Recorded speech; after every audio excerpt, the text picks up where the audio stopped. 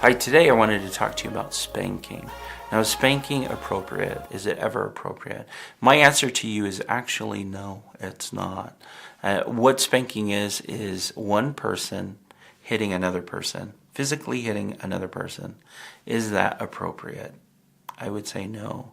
And largely because of the power dynamics that are included in there, but also the lessons that you're teaching your child that spanking is okay. Now, I know I'm going to hear a lot of flack for this from people who are like, well, I was spanked as a child and I'm normal. I get that. I get that you feel that that justifies hitting another person. But I want you to logically think about this.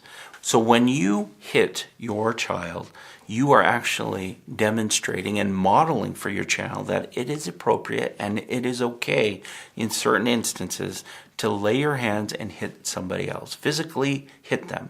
And that isn't a lesson I think any parent wants to teach their child. Now, of course, you want your child to stand up for themselves if they need to, or to stand up to bullies and things like that. But there are alternative routes to doing that. And there are other things that you can do as a parent to help your child understand what options they have. Fighting or physically harming another human being is never a lesson that parents want to teach their children. So I know I'll get a lot of flack for this from parents who believe that hitting doesn't cause any harm and it's okay to do that for young children. The reality is you don't know that. You don't know what your child is going to remember about your interaction with them or how that experience will affect them in the long term.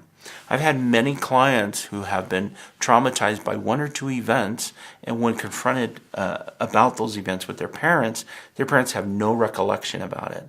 They don't remember it at all, and yet the child remembers it, vividly remembers something that happened. Now, could the child have imagined that? Possibly, but it is within the realm of the reality of the relationship between the parent and the child that makes that a credible thing for the child. Parents don't know how spanking will affect the child in the long run, or how the child will integrate that into their own well-being or their perception about their childhood. So be very cautious and careful of how you interact. Spanking is also one of those things that is usually done out of anger and frustration. That's an emotion that is not resourceful for parents in helping raise good children. So if you're doing anything when you're angry or frustrated, that is not a good. You usually don't make great choices when you're angry and frustrated. Now, am I saying that parents need to be calm every time that their child acts out? No, I'm not saying that.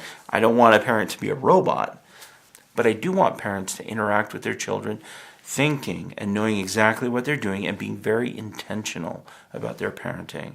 Being intentional helps them make better choices on how to raise their children.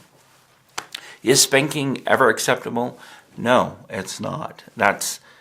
I don't believe that spanking is an effective way. It actually leads more to the punitive side of dealing with your child rather than correcting them.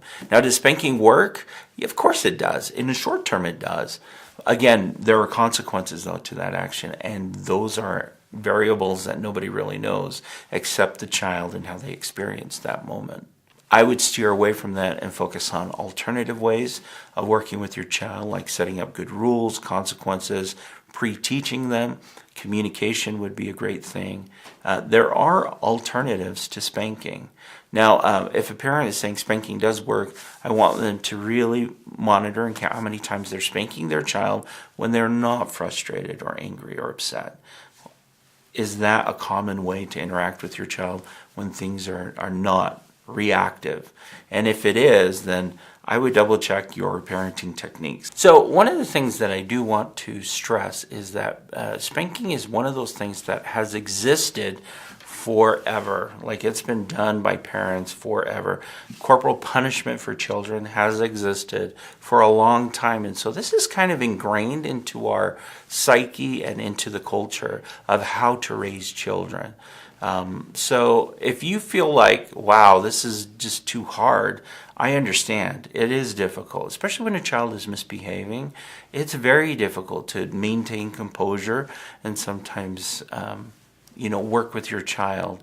It does take a lot of energy. It takes more energy and more concentration on your part as a parent to work with your child in that state. So I understand. It's hard. It's really, really hard. What we're looking at is making a change in the way that we're dealing with our children to help raise them to be more functional and successful than we were. And that really is a desire that every parent wants. You know, we want our children to be better than we are. And in a way, moving away from spanking into alternative methods is a way to help our children and our future grandchildren, who we know we probably don't want to see spanked, be happy and healthy and productive in society. So if you're a parent that spanks your child, I understand it's a difficult thing to overcome.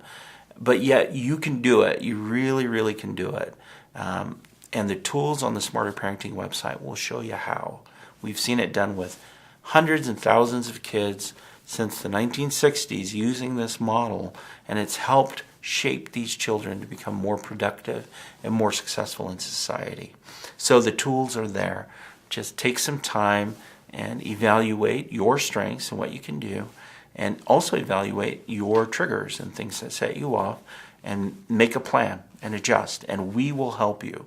So contact us at Smarter Parenting and let us help you design something that will help you and your family become successful. So don't forget to subscribe and visit the Smarter Parenting website for more details.